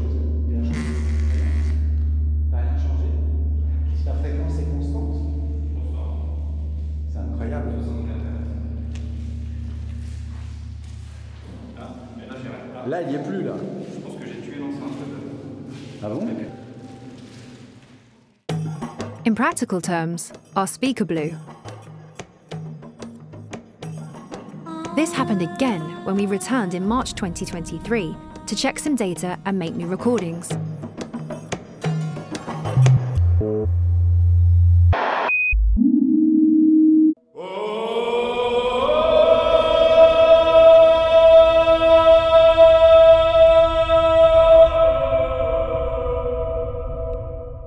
And here's what we found. These chambers are a very special case, as they combine a number of features not currently looked for by modern acousticians. First and foremost, they make speech unintelligible. It becomes inaudible when you're more than 50 centimeters from the source. In other words, they're not made for listening to preaching or speaking. Le milieu est là-bas. Et en même temps qu'elle est très légèrement incurvée, elle est aussi très légèrement inclinée. Si tu arrives à ça.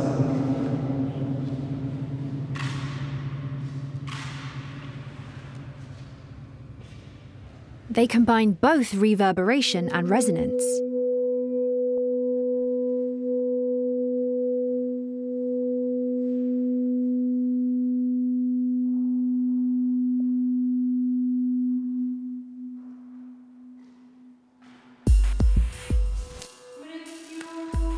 Low-frequency reverberation times are very high. By way of comparison, in Notre Dame, low-frequency reverberation lasts between 10 and 12 seconds, while in the Sudama dome it reaches 62 seconds, and in Valetica, 70 seconds.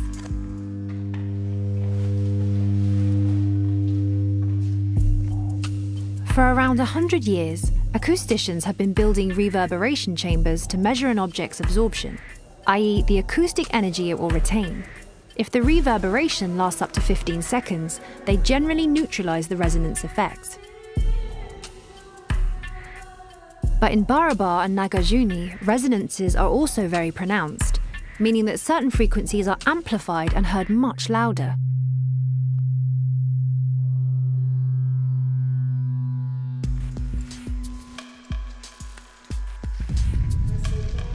These exceptional reverberation measurements verify the specific shape of these chambers do produce a function. According to the acousticians, who confirmed our suspicion, they are due to the granite's low absorption rate, but also to the polish, the inclination of the walls, and the symmetries of the chamber's shape. Because polished surfaces increase the reverberation of very high frequencies. Symmetries enhance low frequencies through the presence of strong resonances. The inclination of the walls neutralizes the floating echo effect and seems to play with focusing, i.e. the concentration of sound in particular places. This is also the case with the vaulted ceilings.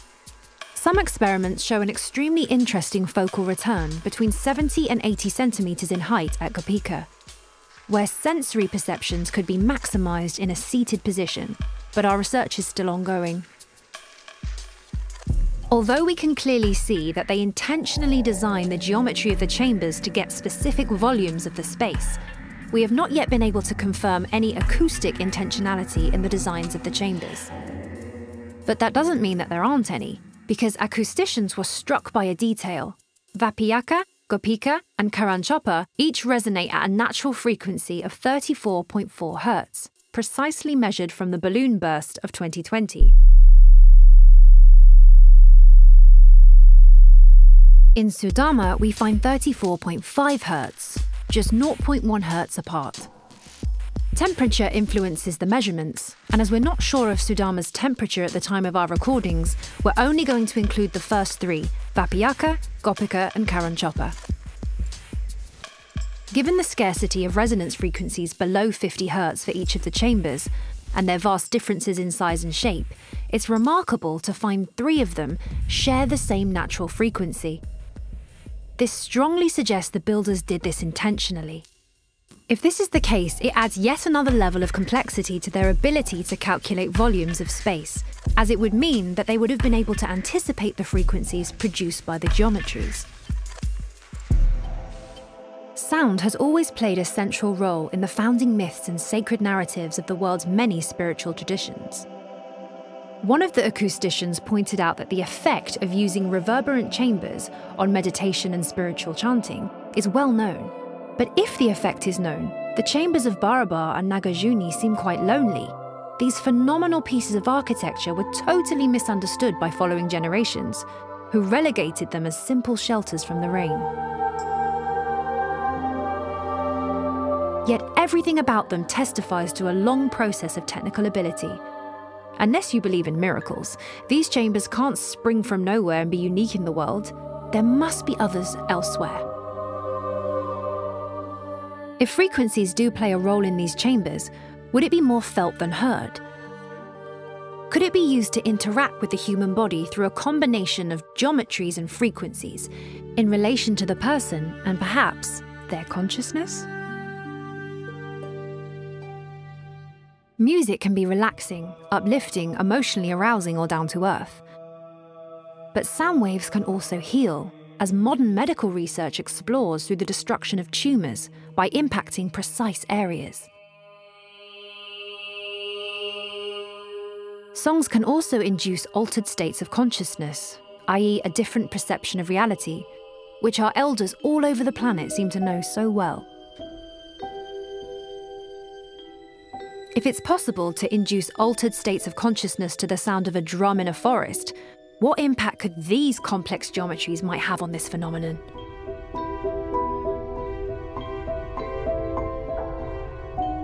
Why did our distant ancestors one day build these unrivaled masterpieces? Why such complex symmetrical geometric shapes? Why these specifications that hold up to actual industry standards? Why such precision, visible only when scanned with modern technology? How did they manage to create these chambers with such exceptional mastery? Where did they come from? What were they used for? What was their science?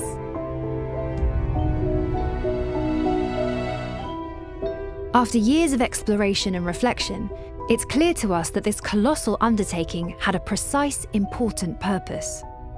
So important that its builders had accomplished the impossible, to create these chambers so strange in their design and yet looking so futuristic.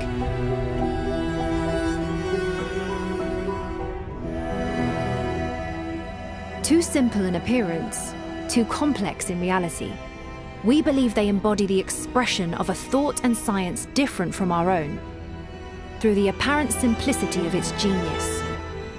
A thought that could be from tomorrow's humanity.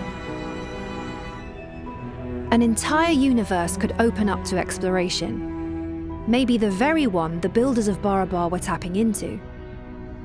Perhaps in these troubled times, this is what this place is trying to tell us. not only who we were, but also who we can be. Extraordinary builders, capable of the worst as well as the best.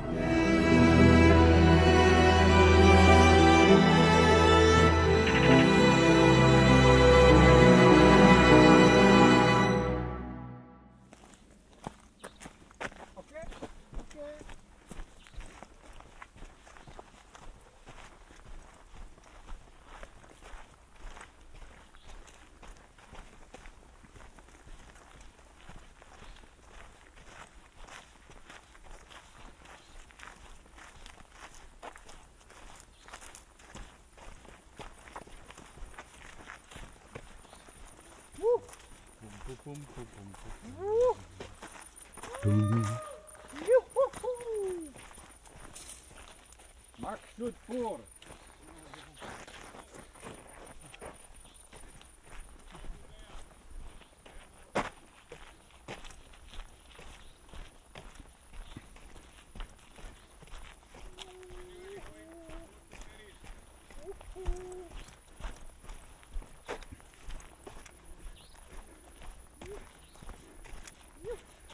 Woof.